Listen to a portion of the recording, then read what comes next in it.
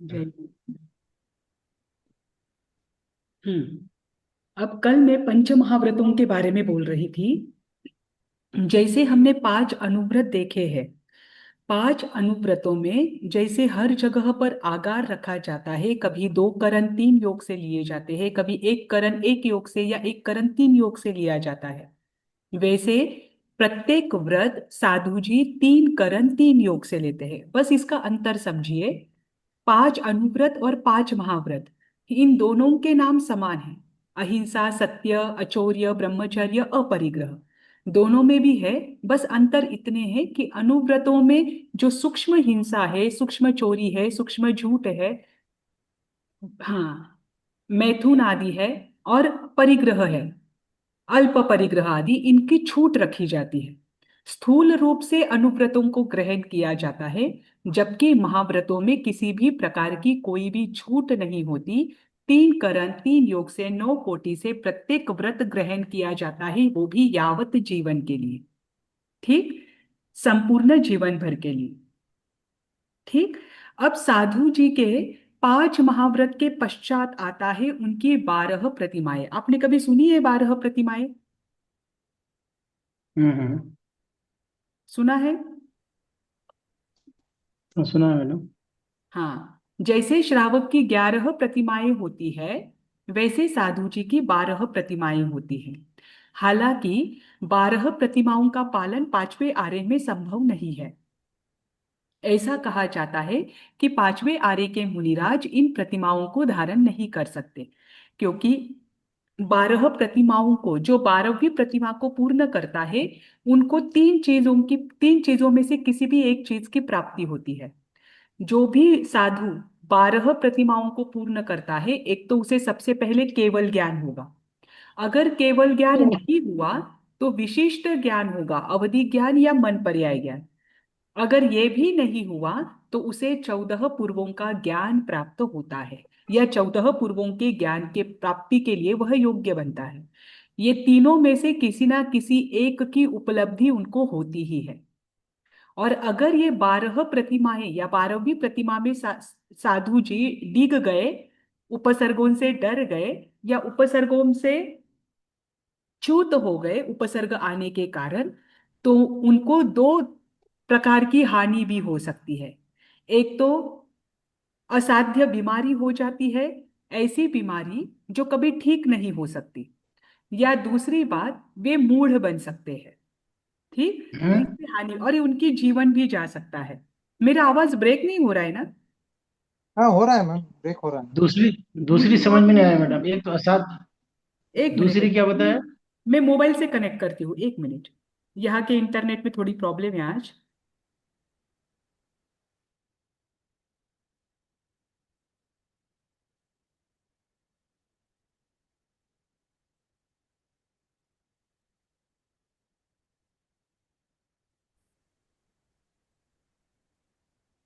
अब आ रही है आवाज? हाँ मैम। आ रही है। हाँ, क्या हाँ मैम। क्या पूछ रहे थे? दूसरी नहीं समझ में आया था, सुना ही नहीं दिया था। दूसरा, पहला आपने बताया असाध्य रोग हो जाता है, दूसरा? असाध्य रोग या मूढ़ बन जाते हैं, मूढ़। और तीसरा है, अच्छा, या फिर पागल। उनकी आयु, आयु वहीं पर पूरी हो जाती है, मृत्यु को भी प्राप्त कर सकते हैं। मूड बन जाता है मीन्स क्या मैम? मूढ़ मतलब जैसे एक मूड विक्षिप्त हाँ, विक्षिप्त हो जाते विक्षिप्त हैं। विक्षिप्त अवस्था आप कह सकते हो, क्योंकि वहां पर आप पागल हम्म। शब्द यूज नहीं कर सकते। तो मूढ़ और विक्षिप्त अवस्था, हम्म। जिसमें विवेक हम्म। बुद्धि जागृत नहीं ये होती। मैडम, मैडम ये वो 11 प्रतिमाओं के अलावा ये 12वीं प्रतिमा, ये 12 प्रतिमाएं ही अलग होती हैं इनकी? नहीं नहीं नहीं, ये कंटिन्यू होता है। अब मैं वही बोलती हूँ कि ये प्रतिमाओं को धारण कौन कर सकता है, उसके तीन कंडीशन है। सबसे पहले, एक तो उनके नौ पूर्व और तीसरी वस्तु तक का अभ्यास होना चाहिए। उनके पास इतना ज्ञान होना चाहिए, नौ पूर्व और दसवीं दसवें पूर्व की तीसरी वस्तु तक का इतना ज्ञान होना चाहिए। कम से कम 29 वर्ष की उम्र चाहिए, उसके पहले वो नहीं कर सकते। और तीसरा, जो परिहार विशुद्ध चारित्र है, वो परिहार विशुद्ध चारित्र का उन्होंने एक बार पालन किया हुआ होना चाहिए। ये जो साधु जी की 12 प्रतिमाएं हैं, ये उनको लगातार करनी होती है, क्योंकि साधु जी चातुर्मास काल में प्रतिमाओं को धारण नहीं कर सकता। जैसे ही चातुर्मास पूर्ण होता है, वो पूर्ण होने के दूसरे दिन से उनकी प्रतिमा शुरू होती है, और चातुर्मास प्रारंभ होने के एक दिन पहले तक लगातार करते हुए 8 महीने में ये 12 प्रतिमाएं पूर्ण होती है। ठीक, 8 महीने में उनको पूर्ण करना होता है, और जैसे ही ये पूर्ण हो जाती है उसके पश्चात वे चातुर्मास कर सकते हैं। प्रतिमाओं को धारण करते समय 16 बातों का ध्यान रखना उनके लिए जरूरी है। वे 16 बातें मैं आपको बताती हूँ, और उसके बाद शॉर्ट में आपको प्रतिमाएं समझाती हूँ। 1 मिनट, आपके नोट्स में मैंने मेरे हिसाब से दिया हुआ है। देखो, दिख रही है स्क्रीन? जी। हाँ मैम। हाँ मैम। देखो, दशाश्रुत स्कंध उसके अनुसार जब भी कोई मुनिराज, ये मुनिराज ही कर सकते हैं, इसे लेकर भी दो अलग अलग प्रकार की ये बातें चलती है, क्योंकि 14 पूर्वों का अध्ययन मात्र मुनिराज कर सकते हैं, सती जी नहीं कर सकते। क्योंकि 14 पूर्वों का अध्ययन सती जी, आर्यिका जी हो, साध्वी जी हो, क्यों नहीं कर सकते? क्योंकि वो प्रतिमाओं को धारण नहीं कर सकते। प्रतिमा में जो 12वीं प्रतिमा आएगी, उस प्रतिमा में स्मशान भूमि में या शून्य गृह में एक रात्रि, दिवस रात्रि रहकर उनको ध्यान साधना करनी होती है। उस समय मनुष्य, तिर्यंच और देवता, इन सबके उपसर्ग आते ही है। और सती जी सूर्यास्त के बाद खुले आकाश में ध्यान आदि नहीं कर सकते हैं, वे आतापना आदि नहीं ले सकते हैं, इसीलिए प्रतिमाओं को धारण नहीं कर सकने के कारण किसी भी साध्वी को 14 पूर्वों का ज्ञान नहीं होता। ठीक, अब देखिए, जो मुनिराज 12 प्रतिमाओं को अंगीकार करते हैं, जब वे 12 प्रतिमाओं को अंगीकार करने के लिए निकलते हैं, तो उसके पहले 16 बातों का उनको ध्यान रखना जरूरी है। ठीक, उसमें सबसे पहला है कि जब भी मुनिराज जंगल में एकांत में साधना करने के लिए जाते हैं, उस समय वे कभी आहार के लिए निकले, आहार की गवेषणा करने के लिए निकले, तो कभी भी ऐसा ना हो कि वे एकदम किसी के घर में जाए या स्पेशली भिक्षा के लिए जाए। भिक्षा के लिए जाए तो पूरे घर में नहीं जाते हैं, वे हमेशा बाहर से ही भिक्षा लेते हैं, और बाहर से ही जब वे भिक्षा लेते हैं, तो उस समय जो भिक्षा देने वाला व्यक्ति है, वो भी घर के अंदर नहीं होता है, उसका भी एक पैर पैर जो है वो देहली के अंदर और एक पैर देहली के बाहर होना जरूरी है। कोई गर्भवती या छोटे बच्चे वाली स्त्री है, उनसे वे आहार पानी नहीं लेते। आप सोचिए, आप, हमने बस इस समय सुना है, भगवान महावीर के समय में सुना है कि जब भगवान महावीर चंदन बालक से ग्रहण करते हैं, तो उन्होंने उसमें अभिग्रह किया था, है ना, कि उनका, जिससे मैं आहार लूंगा, उनका एक पैर देहली के अंदर होगा, एक पैर देहली के बाहर होगा। आपने सुना है भगवान महावीर के 13 अभिग्रह थे, है ना, उसमें से ये एक यस। अभिग्रह था। लेकिन जी, चंदनमाला की वो जो बेड़ियां लगी हुई थी ना मैम, इसलिए वो एक पैर नहीं, बाहर पर रख उन्होंने, पाई थी और दूसरा हाँ, पैर वो तो अंदर। चंदन बाला का हुआ, वो तो चंदन बाला का हुआ, लेकिन भगवान ने जब 13 अभिग्रह किए थे, एक मैं बताती हूँ, या भगवान ने 13 अभिग्रह किए थे, उसमें एक अभिग्रह ये भी था कि जिससे मैं आहार लूंगा, उसका एक पैर देहली के अंदर और एक पैर देहली के बाहर होगा। अगर उनके पैर में बेड़ियां थी तो दोनों भी पैर वो अंदर रखते थे, तब भी उनका अभिग्रह पूर्ण नहीं होता था। उनका वो अभिग्रह ही था कि करेक्ट। एक पैर देहली के अंदर हो, एक पैर देहली के बाहर हो।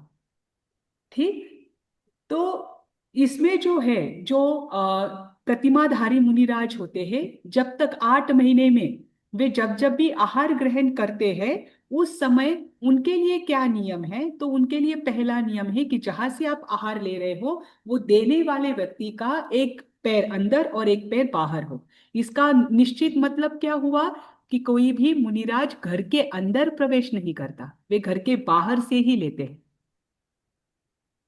जो जिनकल्पी या जो प्रतिमाधारी मुनिराज है, वे किसी के घर के अंदर प्रवेश करके आहार की गवेषणा नहीं करते, वे घर के बाहर ही खड़े रहते हैं।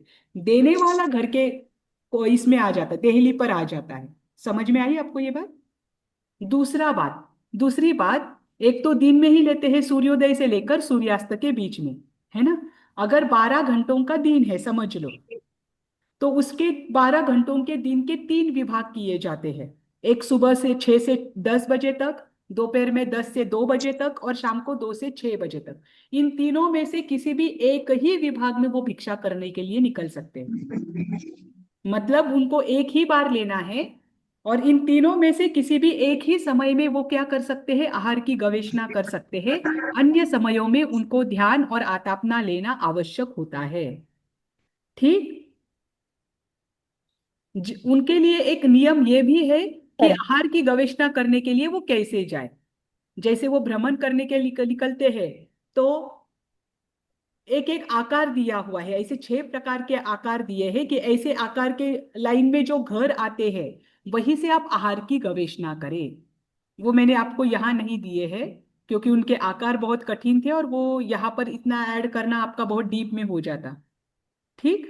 फिर उसके बाद चौथी बात क्या है, तो चौथी बात है कि प्रतिमा आराधन काल में जब वो प्रतिमा धारण करते हैं तब किसी भी ग्राम के बाहर वे 1 या 2 दिन से अधिक नहीं रुक सकते हैं। मतलब उनको 8 मास तक निरंतर विचरण करना जरूरी है। एक तो सबसे पहली बात तो मुनिराज गांव में रहते ही नहीं है, वे ग्राम में नहीं रहते हैं, वे ग्राम के बाहर जंगल उद्यान आदि में रहते हैं। लेकिन वहां पर भी 1 या 2 दिन से अधिक वे नहीं रह सकते हैं, उनको निरंतर विचरण करना आवश्यक है। और कभी अगर किसी बीमारी के कारण या चल नहीं सकने के कारण अगर मर्यादा का उल्लंघन उन्होंने कर लिया, 2 दिन की जगह 3 दिन वो एक स्थान पर रह गए, तो उनको वहां पर तप करना पड़ता है या कोई ना कोई छेद का प्रायश्चित आ जाता है। ठीक। फिर आलोचना। उसके बाद 8 महीने तक प्रतिमाधारी साधु को नियम से मौन रहकर ही साधना करनी होती है। वे प्रतिमा आराधन के काल में विचरण करते हुए किसी को धर्मोपदेश नहीं देते, किसी के साथ बात नहीं करते हैं। नियम जो 4 कारण दिए, कभी रास्ता पूछना हो, कभी याचना करना हो, तो उसी समय वे बोल सकते हैं, अन्यथा वे किसी से बात नहीं करते हैं। 8 महीने उनको कंपलसरी मौन होती है। फिर इसके बाद प्रतिमाधारी भिक्षु जो है वो ग्राम के बाहर कहाँ कहाँ रुक सकता है और कहाँ नहीं रुक सकता। तो ग्राम के बाहर अगर कोई बगीचा है उसमें वो रुक सकता है, खुले मकान में रुक सकता है, और वृक्ष के नीचे रुक सकता है। ये 3 चीजें छोड़कर किसी भी शून्य गृह हो, गुफा हो, इसमें कहीं पर भी नहीं रुक सकता।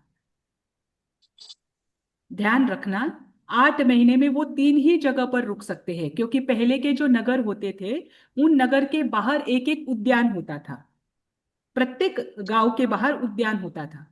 तो भिक्षु जो है, जो प्रतिमा को धारण कर रहा है, वे मुनिराज एक तो गांव के बाहर के बगीचे में रुक सकते हैं, या फिर खुले मकान में रुके जिसका ऊपर का छत नहीं है, बस 4 दीवारें हैं, मकान पूरा खुला है चारों तरफ से, या नीचे से वो खुला हो, ऐसी जगह पर, या फिर वृक्ष के नीचे। और ज्यादातर प्रतिमाधारी मुनिराज वृक्ष के नीचे ही रुकते थे। ये बस 3 जगह उनके लिए रखी है। ठीक। फिर उसके बाद उनके लिए और आगे की बात बताई है कि जो प्रतिमाधारी भिक्षु है वे काष्ठ के पाट पाटला आदि के आसन पर अपने खुद नहीं बैठ सकते हैं, किसी की आज्ञा अगर वहां पर उपलब्ध है, जैसे खुला मकान में वे गए, खुले मकान में रुके हैं और वहां पर अगर रहा है, वहां पर रखा हुआ है पाट या आसन आदि बिछाकर, तो वह आज्ञा लेकर वहां पर बैठ सकते हैं, लेकिन अपनी ओर से याचना करके नहीं ले सकते। वो किसी से आसन आदि पाट पाटला आदि इसकी याचना नहीं कर सकते। ठीक। फिर उसके बाद अगर वे एकांत स्थान में रुके हुए हैं, एकांत स्थान में रुके हुए होने के बाद वहां पर कोई स्त्री या पुरुष कोई भी आ जाए, कोई भी, हाँ, स्त्री हो पुरुष हो कोई भी आ जाए और वो उनके साथ बातचीत में प्रवृत्ति करे, तो उस समय वो वहां पर शांत भाव से खड़े रहे, तुरंत उस स्थान को छोड़े नहीं। लेकिन जैसे ही वे निकल जाए उसके बाद ध्यान होने के बाद वे निर्धारित समय के अनुसार अपना विहार करें, वे लोगों के संपर्क में रहे नहीं। ये नियम है। ठीक। फिर इसके बाद अगर वे प्रतिमाधारी भिक्षु जहां ठहरे हैं उस आश्रम में, उस खुले मकान में हो या उस जगह पर हो, वृक्ष के वहां पर हो, कोई आग लगा दे, आग लगा दे, तो आग लगने के बाद अपने स्थान को छोड़े नहीं, वे उसी जगह पर अपने ध्यान में रहे, उस स्थान को छोड़ना भी उनको नहीं कलपता है। ठीक। उसके बाद अब वो तो हमेशा खुले आकाश के नीचे, वृक्ष के नीचे या बगीचे में रुकते हैं। तो ऐसे स्थान में रुकने की वजह से, खुले स्थान में रुकने की वजह से कभी पाँव में कांटा भी जा सकता है, आंख में रज आदि, मिट्टी आदि के कण, धूली के कण भी जा सकते हैं। तो उनको निकालने का वो किसी भी प्रकार का प्रयास नहीं करते। अपने उनको कोई रोग भी हो जाता है तो उस रोग को ठीक करने का भी प्रयास वो नहीं करते हैं। अगर त्रस्त जीव कोई कीड़ा आदि उनकी आंखों में जाता है तो उस कीड़े को निकाल सकते हैं, क्योंकि वो कीड़ा मरे नहीं, उसके प्राण बचाने के लिए वो उसे बाहर निकाल सकते हैं। लेकिन धूल कांटा आदि जो भी लग जाए, जो भी उनके आंख में इसमें चला जाए, पाँव में लग जाए, तो उनको निकालना कलपता नहीं है। उनको सहनता से, सहनशीलता रखकर उसको सहन करना होता है। ठीक। इसके बाद जो प्रतिमाधारी मुनिराज है वे सूर्यास्त के पश्चात और सूर्योदय के पूर्व विचरण नहीं करते। ये तो सामान्य साधुओं के लिए भी नियम है। जहां पर सूर्यास्त हो जाता है वहीं पर उनको रुकना पड़ता है। जैसे उन्होंने दोपहर में विचरण शुरू कर दिया, दोपहर में विचरण शुरू करने के पश्चात जहां उन्हें सूर्यास्त लगता है वहां पर एक वृक्ष देखकर वहां पर ही रुक जाए, क्योंकि वैसे भी उनको निरंतर ध्यान साधना में ही रहना पड़ता है। उसके आगे एक भी कदम चलना उनको कलपता नहीं है। ठीक। अगर गलती से वहां की भूमि सचित्त रहे तो रात भर में सोना भी नहीं कलपता, सोना भी नहीं है उनको रात्रि में। रात्रि उनको स्थिर आसन में बैठकर व्यतीत करना है। एक बार जो आसन आपने ग्रहण कर लिया उस आसन को भी आप नहीं बदल सकते। ठीक। फिर उसके बाद जो प्रतिमाधारी मुनिराज है वे कभी भी अपने हाथ पैर, जिसको सचित्त रज लग जाए, सचित्त रज यानी जो जीवों के साथ हो, सचित्त रज लग जाए तो उसका प्रमार्जन वे नहीं करते। जैसे आपने बाहुबली को लेकर सुना होगा कि समझो बाहुबली के ऊपर वेल भी चढ़ गई थी, जो लता है वो लताएं भी चढ़ गई थी, उन्होंने किसी भी प्रकार का प्रयास नहीं किया उसे हटाने का। क्योंकि जैसे ही आप प्रयास करते हो उसमें बहुत सारे जीवों की हिंसा होती है। तो वो सचित रज अपने आप निकल जाए तो बात अलग है, या कोई आकर निकाले तो बात अलग है। प्रतिमाधारी खुद नहीं निकालता। अगर वो पसीने से, जब तक अभी इनको पसीना आता है तो सचित रज लगी है, तो कभी कभी पसीने से वो अचित हो जाती है, उस पर प्रयोग, मतलब वो जो पसीना है उसके लिए शस्त्र का काम करता है। जब तक वह पसीने से अचित नहीं हो जाती तब तक वे आहार की गवेषणा भी नहीं करते, वे हिल भी नहीं सकते। उनको स्थिर काय होकर ही खड़ा रहना है, क्योंकि वे जितना हिलेंगे उतने जीवों की हिंसा हो। ठीक। प्रतिमाधारी भिक्षु अपने हाथ पैर भी अचित जल से धोए नहीं, बस वे अशुचि का लेप दूर करने के लिए पानी ले सकते हैं और भोजन के बाद हाथ मुंह धोने के लिए ही पानी ग्रहण कर सकते हैं, अन्यथा वे पानी को ग्रहण करें नहीं। ठीक। दूसरी आगे की बात, अगर कोई उन्मत्त पशु उनके सामने आवे तो वे अपना मार्ग छोड़ नहीं सकते, उनको धैर्य के साथ उसी मार्ग पर चलना जरूरी है, वे पीछे नहीं हट सकते। ठीक। और उसके बाद सर्दी या गर्मी से बचने के लिए किसी भी प्रकार का संकल्प, किसी भी प्रकार का प्रयत्न वे नहीं करते। वे स्थिर चित्त होकर, सहनशील होकर वहां पर ही रहते हैं। प्रत्येक भिक्षु का धैर्य रहना, धैर्यशाली होना या निस्पृह होकर शरीर की शुश्रूषा नहीं करना, ये प्रत्येक प्रतिमाधारी साधु के लिए आवश्यक और अनिवार्य नियम। ठीक। मैडम जितने साधु होते हैं सभी प्रतिमाधारी होते होंगे ना, जब अगर नहीं, साधु सभी हो के गए तो प्रतिमाधारी। नहीं, प्रतिमाधारी साधु तो वही होते हैं जो परिहार, मतलब हर कोई धारण नहीं कर सकता, उसके लिए उत्कृष्ट रूप से स्थिरता चाहिए। तो उनकी तीन कैटेगरीज मैंने आपको बताई थी कि ये तीन बातें होनी चाहिए। एक तो नौ पूर्व के ऊपर तीसरी वस्तु तक का ज्ञान उनके पास होना चाहिए। जो कि पांचवें आर्य में संभव नहीं है। एक तो उनके परिहार विशुद्ध चारित्र वाले वे होने चाहिए, 5 प्रकार के चारित्र बताए हैं। और सामान्य साधु सामायिक और छेदोपस्थापनीय चारित्र वाला होता है। परिहार विशुद्ध चारित्र वाले विशेष मुनिराज होते हैं। जो परिहार विशुद्ध चारित्र के कैटेगरी में आते हैं वही मुनिराज 12 प्रतिमाओं को धारण कर सकते हैं। ठीक। मैंने और एक चीज अभी उसके तक ये क्लियर हुई, जी मैंने एक चीज ये नहीं क्लियर हुई, ये 12 प्रतिमा अलग हैं या वो 11 प्लस ये कोई 12वीं अलग से प्रतिमा है?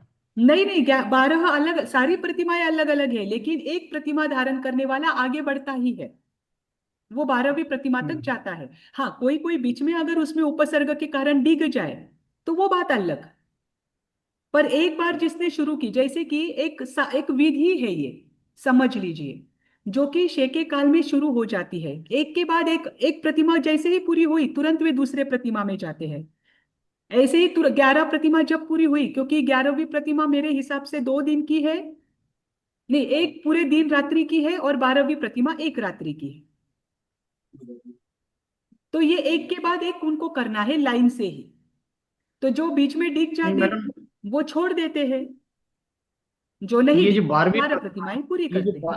12वीं प्रतिमा है, तो 11 प्रतिमा वही है जो श्रावक वाली प्रतिमा है, या नहीं नहीं 11 नहीं नहीं प्रतिमा नहीं, और इनकी इनकी 12 अलग है? प्रतिमा अलग है। हाँ, श्रावक के अलग बाद है। 11 प्रतिमा जो है ना, वो पूरा करने में 66 महीने का समय लगता है। अच्छा, ठीक। 66 महीने और का? 11 श्रावक जी की 11 प्रतिमाएं अलग है, साधु जी की 12 प्रतिमाएं अलग है। हाँ, यही चीज जानना चाहते, अच्छा, ठीक ठीक। मुझे वो लग रहा है, मैं वही पूछ रही हूँ कि ऐसे क्यों पूछ रहे हैं, सोच रही थी। हाँ जी, पूजा जी। मैम ये चौमासे के बाद ही करते हैं क्या? ये जी चौमासे जी के जी, दौरान भी साधु ये जी लोग? चौमासे के बाद ही करते हैं।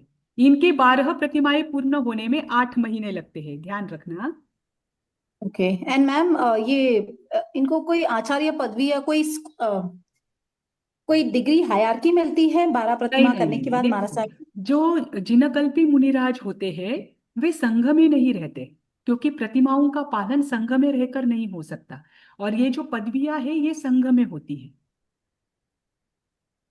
ये स्थविर कल्पी जो मुनिराज है ये संघ में होती है। तो जब जिनकल्पी कोई भी अगर आचार्य है और वे प्रतिमाओं को धारण करना चाहते हैं, तो उनको पदवी को त्याग कर प्रतिमा को धारण करना होता है, उस पदवी एंड के उसके साथ बाद, नहीं कर सकते। फिर उसके बाद जब वो रिटर्न होते हैं, हाँ, वापस तब आते हैं आ अपने सकते संघ में, हैं। Are they allowed to? हाँ, हाँ, तब तो ले फिर सकते वापस हैं ये पुनः रिज्यूम पदवी करते को। हैं? जी जी जी, पुनः पदवी वापस को धारण रिज्यूम? कर सकते हैं। लेकिन 8 महीने ये बस उनकी एकांत की साधना होती है। वे साधुओं के संपर्क में भी नहीं और लोगों के संपर्क में भी नहीं होते। ठीक। अभी देखिए, थैंक यू 12 मैम। प्रतिमाओं के नाम मैं आपको बताती हूँ। देखो यहाँ पर दिया है, उसमें एक बात मेरी बतानी रह गई थी कि 12 प्रतिमाओं के धारण वही मुनिराज कर सकते हैं जिनके पास पहले 3 सहनन। ये बात आपको बताना रहेगा। उसके लिए वज्र ऋषभ नाराज या नाराज, ये 3 में से कोई एक सहनन होना आवश्यक है। सहनन क्या यानी मैम एक्चुअली हड्डियों वो? की रचना विशेष, है ना। और जो 29 वर्ष की उम्र में मैंने कहा था, तो 8 9वें वर्ष की उम्र में अगर किसी ने दीक्षा ली है और उनकी दीक्षा पर्याय 20 वर्ष की हो चुकी है, तब वे क्या कर सकते हैं, प्रतिमा को धारण कर सकते हैं। मतलब वो संयम में भी स्थिर होने चाहिए, शरीर से भी स्थिर होने चाहिए, क्योंकि सहनन उनका उत्कृष्ट होना चाहिए, और ज्ञान से भी स्थिर होने चाहिए, क्योंकि 9 पूर्वों का ज्ञान उनके पास होता है, 14 पूर्वों में से, और उसके आगे की तीसरी आचार वस्तु तक।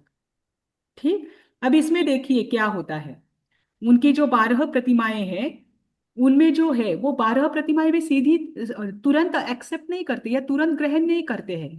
पहले प्रतिमाओं का अभ्यास किया जाता है, पहले 20 वर्षों में। देखो, उनके संयम पर्याय का पालन भी कम से कम 20 वर्ष तक का होना चाहिए, है ना। तो पहले निरंतर वे क्या करते हैं, तपस्या आदि से, ध्यान साधना आदि का बार बार प्रयास करते हैं। और जब बार बार प्रयास करते हैं और लगता है कि हाँ, अब मैं प्रतिमाओं को धारण कर सकता हूं, तब वे प्रतिमाओं को धारण करते हैं। ठीक।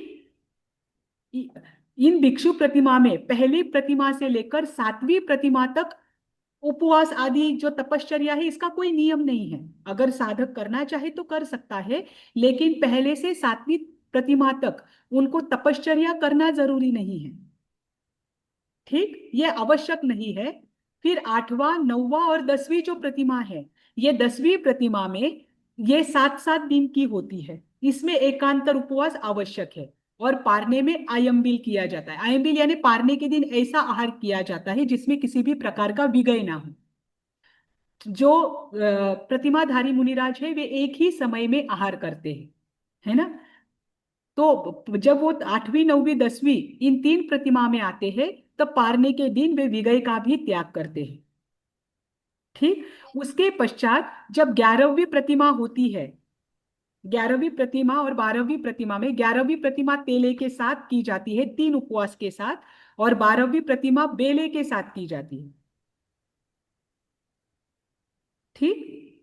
अब इसमें एक बात आपको बताती हूँ, 7 प्रतिमा तक तो सामान्य मतलब ये जो साधु जी है वे जा सकते हैं, लेकिन 7वें प्रतिमा के आगे कैसी स्थिति होती है पहले मैं वो बताती हूँ, और फिर इन प्रतिमाओं के नाम और उनके अर्थ बताती हूँ।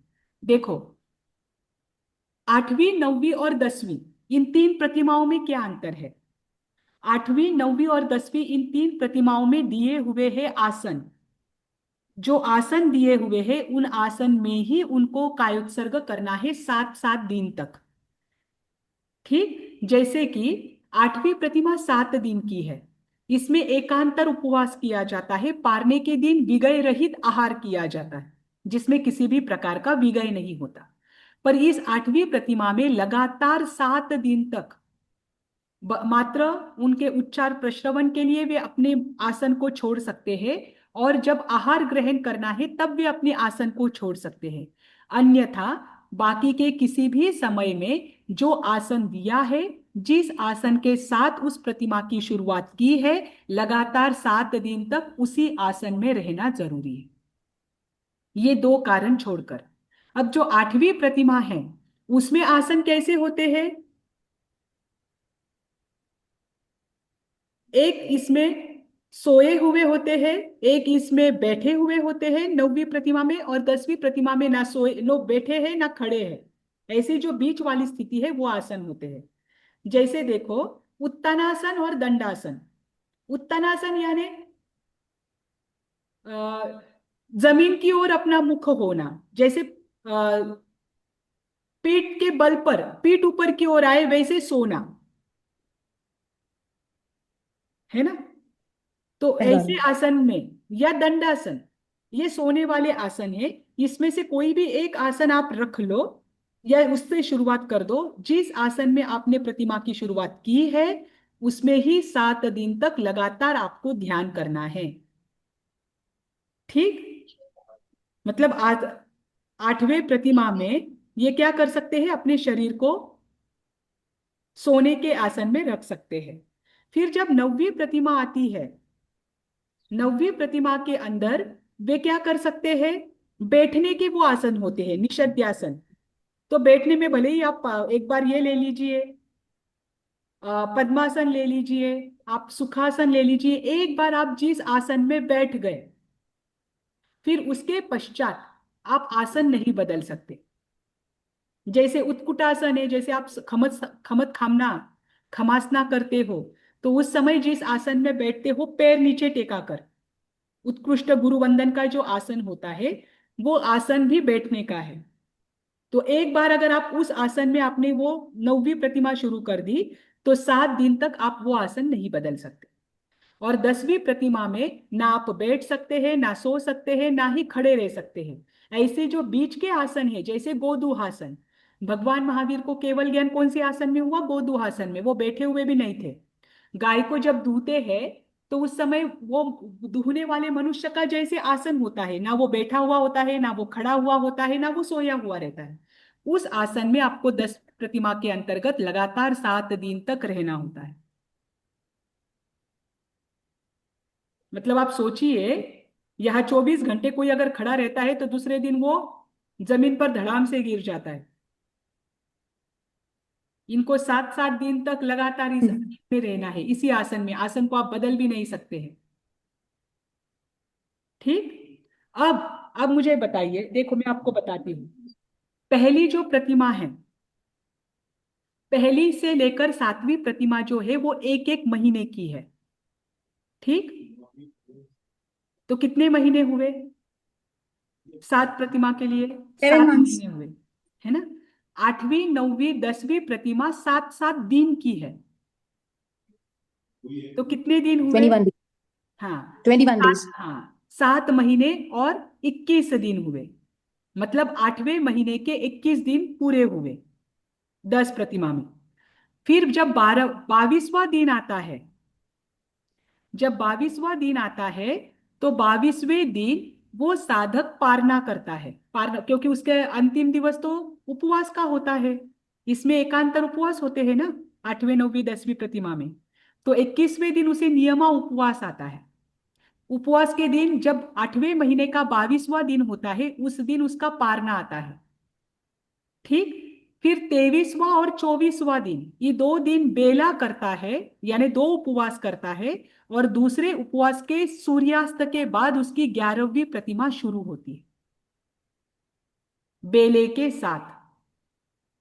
इसमें क्या करना है उसे, अब दोनों भी प्रतिमाओं में, चाहे 11वीं हो और 12वीं हो, दोनों भी प्रतिमा में उसे दिन रात खड़े ही रहना है। अब कायोत्सर्ग मुद्रा में खड़े रहना है।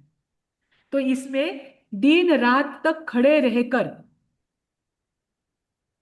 निरंतर क्या करना है, ध्यान करना है। अपने मुख को नीचे की ओर, पावों को संकुचित करना है। फिर अपने वक्षस्थल और मुख को आगे की ओर झुकाकर नीचे की ओर देखते हुए खड़ा रहना है। और ऐसे अहोरात्रि तक कायोत्सर्ग मुद्रा में जब ये प्रतिमा का आराधन किया जाता है बेले के साथ, 2 उपवास के साथ, तब 11वीं प्रतिमा पूर्ण हो जाती है। ठीक। अब 24वें दिन रात्रि में शाम को वो खड़े हुए थे, तो 25वें दिन उनकी वो एक 24 घंटे की ये 11वीं प्रतिमा पूरी हुई। फिर 25वें दिन क्या करते हैं वो, जैसे ही पूरी होती है तो पारने के लिए आहार की गवेषणा करते हैं। आहार मिला तो ठीक, तो वहां पर पारना हो जाता है। नहीं हुआ तो 26वें 27वें 28वें, इन तीनों दिन में 3 उपवास करते जाते हैं, उसे कहते हैं तेला। 26वें 27वें और 28वें दिन तेला करने के पश्चात, तेले के दिन, तीसरे उपवास के दिन शाम को सूर्यास्त के बाद, उनका 12वीं प्रतिमा उनकी शुरू हो जाती है स्मशान भूमि में। और इस 12वीं प्रतिमा में भी कायोत्सर्ग के अंदर वे क्या करते हैं, ध्यान के लिए खड़े होते हैं। पर अब यहां पर विशेष बात क्या है, यहां पर एक ही पुद्गल पर दृष्टि स्थिर रखी जाती है। किसी भी एक पुद्गल पर निरंतर दृष्टि को, उस पर आपकी दृष्टि टिका देते हैं, तो रात्रि 12 घंटे में एक बार भी आंख की पलक वे झपकाते नहीं हैं। बस एक पुद्गल पर दृष्टि स्थिर रख दी, अपने अंग उपांगों को वो हिलाते नहीं है। ऐसे रात्रि में 12 घंटे, सूर्यास्त से लेकर सूर्योदय तक 12 घंटे ध्यान करने के पश्चात, जब उनका कितवा दिन आएगा, अब 29वां 26th. दिन, 29वां दिन आता है, तो उस समय वे अपनी 29. पारना करते हैं। और 30वें दिन, 30 दिन का एक महीना होता है, 30वें दिन जहां पर नजदीक का क्षेत्र है वहां पर चातुर्मास के लिए वे पधारते हैं।